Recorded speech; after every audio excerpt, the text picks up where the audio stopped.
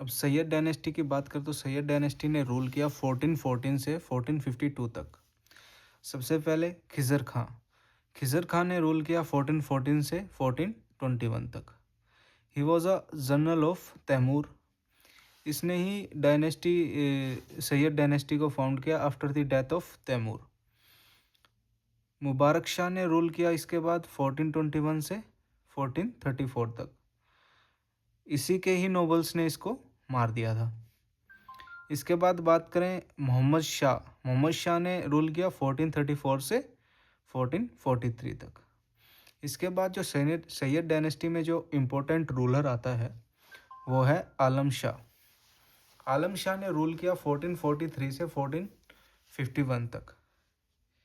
He was last ruler of Syed dynasty. He voluntarily abdicated throne in favor of Bahlol Lodi on April 19, 1451।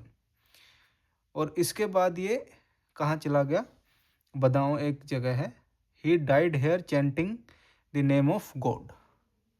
Kind of ये भक्ति में लीन हो गया। इसके बाद आती है Lodhi dynasty. Lodhi dynasty mainly है अफगान्स की। अफगान्स ने रूल किया। इन्होंने रूल किया 1451 से 1426। बहलोल लोदी की बात करें, बहलोल लोदी ने रूल किया 1451 से 1489 तक। He used to do trade of horses जब ये जवान था। Governor of Sirhind. इसने रिकवर किया था जौनपुर शर्की डायनेस्टी से। बहलोल लोदी ने एक हिंदू गोल्डस्मिथ से शादी की थी और जिससे इसका सेकंड सन हुआ था सिकंदर लोदी। और जो इसका पहला बेटा था, इससे बड़े वाला बेटा था, उसका नाम था बरबक शाह।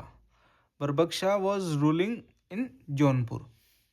इसके बाद हम सिकंदर लोदी की बात करें, उसने रूल किया 1489 से 1517 तक। इसका असली नाम था नज़म खान। इसने बिहार और बंगाल को अनेक्स किया और इस्टेब्लिश सिटी ऑफ आगरा इन 1506 और अपनी कैपिटल को शिफ्ट किया आगरा में। Sikandar Lodi was Orthodox Muslim, destroyed temples of Maratha and other. इसका सपना था कॉन्करिंग ग्वालियर, बट वो कभी सच नहीं हो पाया। इसने ज्वालामुखी टेम्पल को भी डिस्ट्रॉय किया और नगरकोट में जो टेम्पल थे उसको भी डिस्ट्रॉय किया। हिंदुओं पे जजिया लगाया।